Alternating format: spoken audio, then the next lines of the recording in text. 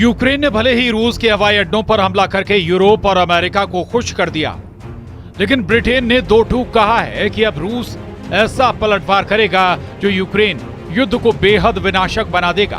Britain ने तो America से सीधी मांग की है कि अमेरिका जल्द से जल्द ब्रिटेन को ऐसे लड़ाकू विमान दे जो एटमी हथियारों से हमला कर सके। यूक्रेन से खूनी बदला शुरू, जंग में उतरा ब्रिटेन का एटम बम और विनाशक हुआ यूक्रेन युद्ध।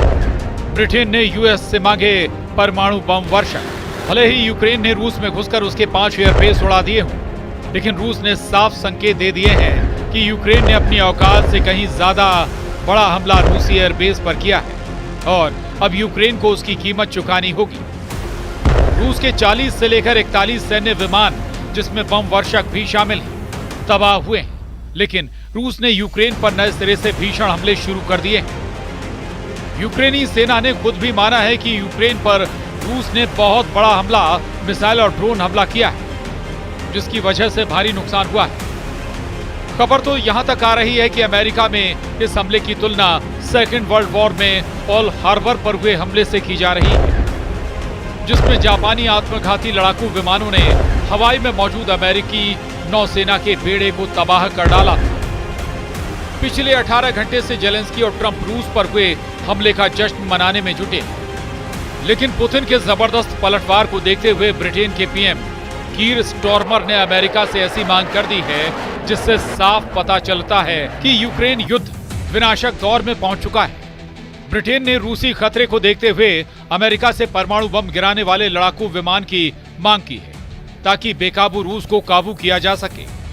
हम आपको यही दिखाने जा रहे हैं कि रूस पर हुए यूक्रेन के अब तक के सबसे बड़े ड्रोन हमले ने कैसे यूक्रेन युद्ध को तीसरे विश्व युद्ध के करीब पहुंचा दिया है। यूक्रेन और अमेरिका में रूस पर हुए हमलों के बाद जमकर डायलॉग बाजी चल रही है। यूक्रेनी और अमेरिकी पुतिन के रूस पर तंज कसते हुए कह रहे हैं कि कभी किसी को इतना भी मत डराओ कि डर ही खत्म हो जाए। अब यहां सवाल उठता है कि जिस यूक्रेन के साथ नेटो के 32 और यूरोप के 25 देश समेत 57 देश रूस के खिलाफ जंग में सीधे या फिर पर्दे के पीछे से जंग कर रहे हों, वो बेचारा, लाचार और कमजोर नहीं कहा जा सकता, बल्कि रूस अपने दम पर लगभग 1200 दिनों से जंग में टिका हुआ है। जिस तरह से 1 जून 2025 को यूक्रेन ने रूस के खिलाफ ऑपरेशन स्पाइडर वेब चलाया है, यूक्रेन के ड्रोन रूस के अंदर साइबेरिया तक घुस आए और उन्होंने रूस के 5 सैन्य हवाई अड्डों पर हमला किया और भारी तबाही मचाई, वो साबित करता है कि यूक्रेन ने अपने दम पर नहीं बल्कि 57 देशों की मदद के जरिए इतने बड़े ऑपरेशन को अंजाम दिया है। यही वजह है कि जैसे ही रूस के 5 एयरबेस पर खड़े 40 से लेकर 41 लड़ाकू विमान तबाह किए गए, उसके बाद से पुतिन की रूसी सेना यूक्रेन पर भूखे शेरों की तरह टूट पड़ी। इन्हीं हालातों को देखते हुए अब जंग में यूक्रेन का जमकर साथ दे रहे ब्रिटेन ने अमेरिका से मांग कर दी है कि यूक्रेन युद्ध बेहद विनाशक हो चुका है और अब अमेरिका अब ब्रिटेन को परमाणु बम से हमला करने वाले विमान तुरंत मुहैया कराए। ब्रिटेन ने शीत युद्ध के बाद पहली बार अपनी परमाणु रणनीति में बहुत बड़ा बदलाव कर दिया है। ब्रिटेन ने अब अमेरिकी लड़ाकू विमानों को परमाणु हथियारों से लैस करने की योजना बनाई है। ये कदम रूस से बढ़ते खतरे को देखते हुए उठाया गया है और इसे ब्रिटेन की परमाणु प्रतिरोधक क्षमता में सबसे बड़ा विस्तार माना जा रहा है। ब्रिटिश मीडिया रिपोर्ट्स के मुताबिक ब्रिटेन न्यूक्लियर हथियार दागने में सक्षम अमेरिकी लड़ाकू विमानों को खरीदने के लिए युद्ध स्तर पर बात कर रहा है। माना जा रहा है कि ब्रिटिश पीएम कीर स्टॉर्मर की सरकार इस मिशन पर तेजी से आगे बढ़ रही है, यानी अब दुनिया एक खतरनाक परमाणु युग में प्रवेश कर चुकी है।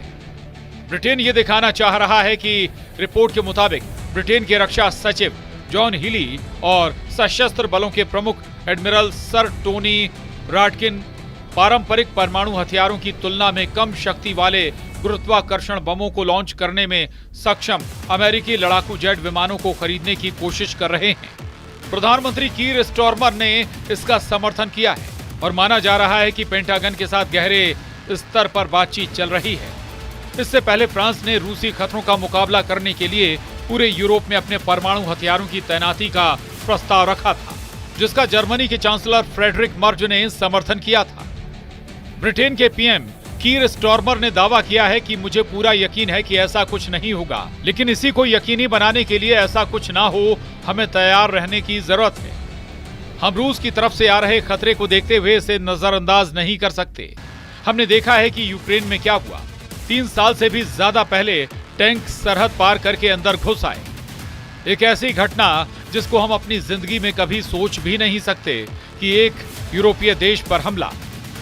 रूस ने हाल के हफ्तों में दिखाया है कि वो शांति के बारे में गंभीर नहीं है और हमें तैयार रहना होगा। ब्रिटेन के पास फिलहाल लड़ाकू विमानों से परमाणु बम गिराने की क्षमता नहीं है।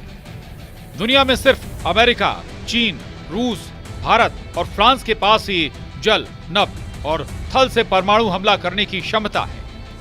ब्रिटेन की परमाणु प्रतिरोधक क्षमता सिर्फ ट्राइडेंट सुसज्जित पनडुब्बियों पर आधारित है। इसीलिए ब्रिटिश रक्षा सचिव जॉन हीली और chief of defence staff admiral sir Tony Radakin के नेतृत्व में ब्रिटेन की सरकार अब 35 से Lightning II stealth fighter jets को हासिल करने पर विचार कर रही है, जो कम शक्ति वाले B-61 गुरुत्वाकर्षण परमाणु बम ले जाने में सक्षम है। अगर दोनों देशों के बीच यह समझौता होता है तो फिर पनडुब्बियों के अलावा ब्रिटेन के पास लड़ाकू विमानों से भी परमाणु बमों को गिराने की क्षमता होगी। ब्रिटेन के वरिष्ठ सैन्य अधिकारियों ने चेतावनी दी है कि दुनिया एक तीसरे परमाणु युग में प्रवेश कर रही है, जहां रूस की आक्रामक नीतियां, चीन का बढ़ता परमाणु शस्त्रागार, ईरान और उत्तर कोरिया की अस्थिरता और साइबर हमलों की बढ़ती घटनाएं वैश्विक सुरक्षा के लिए गंभीर खतरे पैदा कर रही हैं, जिसकी वजह से हवाई आधारित परमाणु क्षमताओं का डेवलपमेंट ब्रिटेन को इन खतरों का सामना करने के लिए ज्यादा मजबूत और लचीला बनाएगा। टाइम्स की रिपोर्ट में कहा गया है कि F-35A lightning stealth fighter jet को खरीदने पर विचार चल रहा है, जिसे जर्मन लुफ्टवाफे ने हाल ही में ऑर्डर किया है। हालांकि दूसरे प्रकार के विमानों पर भी विचार किया जा रहा है। इन जेट की रेंज 1400 किलोमीटर है और ये B-61 थर्मोन्यूक्लियर ग्रेविटी बम ले जा सकते हैं, जो अमेरिका के 3708 परमाणु हथियारों के भंडार से हवाई ड्रॉप की जाने वाले प्राइमरी परमाणु बम है। इसके अलावा ब्रिटिश सरकार ने 7000 किलोमीटर लंबी दूरी के हथियारों के उत्पादन की योजना भी बनाई है। इधर रूस के 5 एयरबेस पर यूक्रेन के ड्रोन हमलों से बौखलाए रूस ने यूक्रेन के पूर्वी इलाके में खौफनाक हमले शुरू कर दिए हैं। जपोरिजिया के कई इलाकों पर रूस ने भयानक मिसाइल और ड्रोन हमले किए हैं। हम आपको बता दें कि यूक्रेन के रूसी एयरबेस पर हमले से कुछ ही घंटे पहले रूस ने यूक्रेन पर सबसे बड़ा ड्रोन हमला किया था। यूक्रेन की वायुसेना के मुताबिक कि रूस ने एक साथ 472 ड्रोन यूक्रेन के ऊपर भेजे, जो कि अब तक की सबसे बड़ी संख्या है। इसके साथ ही रूस ने 7 मिसाइलें भी दागी। ये दावे यूक्रेनी वायुसेना के संचार प्रमुख यूरी इग्राट ने किया है। यूरी इग्राट के मुताबिक मिलिट्री ट्रेनिंग यूनिट पर मिसाइल और ड्रोन से हमला किया गया था, जिसमें कम से कम 12 सैनिक मारे गए थे, वहीं 60 से ज्यादा घायल हो गए थे। जिस जगह पर हमला हुआ वो सीमा से 1000 किलोमीटर दूर है।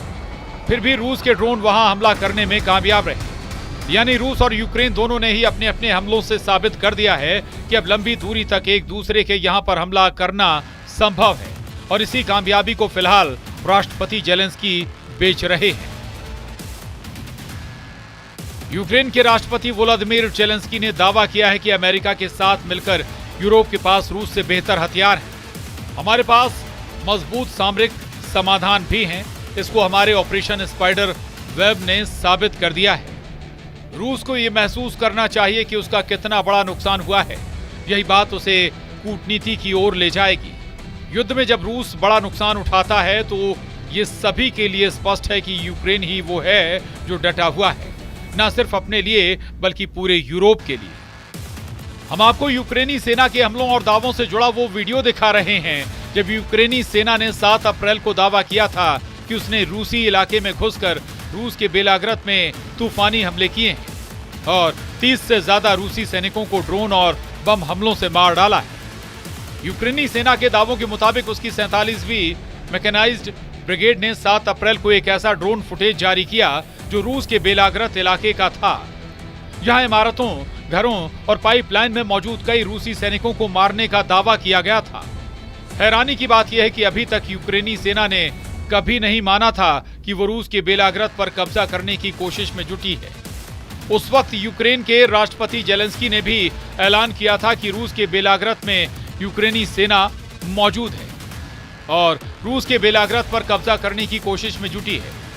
जेलेंस्की ने 7 अप्रैल को दावा किया था कि उनकी सेना रूसी सीमा क्षेत्रों में हमले कर रही है। वॉर एक्सपर्ट्स का साफ कहना है कि क्योंकि यूक्रेनी सेना के हाथ से पश्चिमी रूस का कुर्स्क इलाका निकल चुका है, इसीलिए अब यूक्रेन रूस के बेलाग्रद पर हमले तेज कर रहा है। यूक्रेन चाहता है कि रूसी सेना उसके सुमे और खार्किव इलाके पर कहीं कब्जा ना कर ले। इसको बचाने के लिए यूक्रेन की 225वीं असॉल्ट रेजिमेंट पूरी कोशिश कर रही है, लेकिन वो रूस के हमले के सामने टिक नहीं पा रही।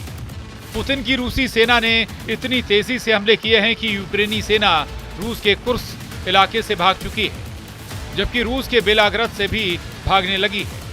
अब ऐसे हालात में अंदाजा लगाया जा सकता है कि रूस के 5 एयरबेस पर यूक्रेन के हमले के बाद यूक्रेन जंग कितनी विनाशक होने वाली है। फिलहाल दुनिया की निगाह अब रूस की तरफ से यूक्रेन पर जबरदस्त पलटवार पर टिकी हुई है। Bureau report, news 18।